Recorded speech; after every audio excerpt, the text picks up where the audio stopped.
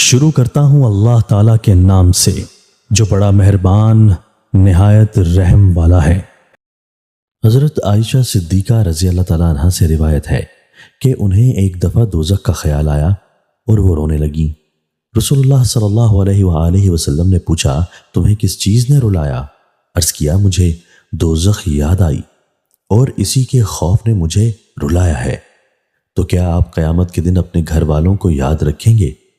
رسول اللہ صلی اللہ علیہ وآلہ وسلم نے فرمایا 3 جگہ تو کوئی کسی کو یاد نہیں کرے گا اور کسی کی خبر نہیں لے گا۔ 1 وزن اعمال کے وقت، جبکہ یہ نہ معلوم ہو جائے کہ اس کے اعمال کا وزن ہلکا ہے یا بھاری، اور دوسرے اعمال ناموں کے ملنے کے وقت، جبکہ مرد مومن داہنے ہاتھ میں اپنا اعمال نامہ پا کر خوشی خوشی دوسرے سے کہے گا کہ پڑھو میرا اعمال نامہ، یہاں تک کہ معلوم ہو جائے کہ کس ہاتھ میں دیا جاتا ہے اس کا اعمال نامہ، آیا داہنے ہاتھ میں یا پیچھے کی جانب سے بائیں ہاتھ میں، اور تیسرے پل صراط پر جبکہ وہ رکھا جائے گا جہنم کے اوپر اور حکم دیا جائے گا سب کو اس پر سے گزرنے کا۔ تشریح: رسول اللہ صلی اللہ علیہ وآلہ وسلم کے جواب کا حاصل یہ ہوا کہ یہ 3 وقت اتنے نفسا نفسی کے ہوں گے کہ ہر ایک کو صرف اپنی فکر ہوگی اور کوئی دوسرے کی مدد نہ کر سکے گا۔ 1 وزن اعمال کا وقت، جب تک کہ نتیجہ معلوم نہ ہو جائے گا، اور دوسرا وہ وقت جب لوگ اپنے اعمال ناموں کے منتظر ہوں گے اور ہر ایک اس فکر میں غرق ہوگا کہ اس کا اعمال نامہ داہنے ہاتھ میں دیا جاتا ہے یا بائیں ہاتھ میں دیا جاتا ہے،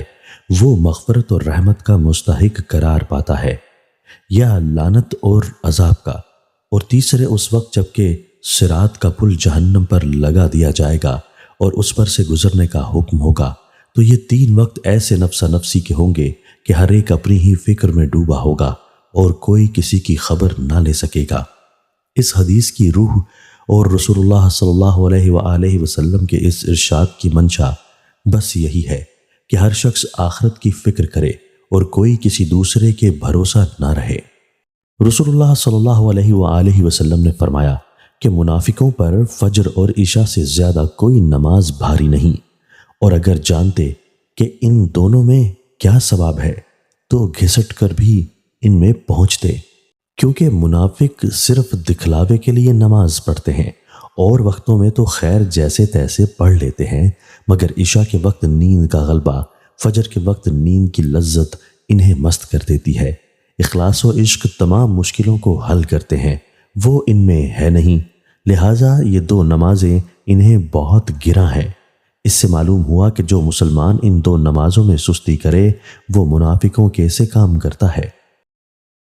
دوستو، اللہ تعالی ہمیں ان احادیث مبارکہ پر عمل کرنے اور اپنی زندگیوں کو سنوارنے کی توفیق عطا فرمائے۔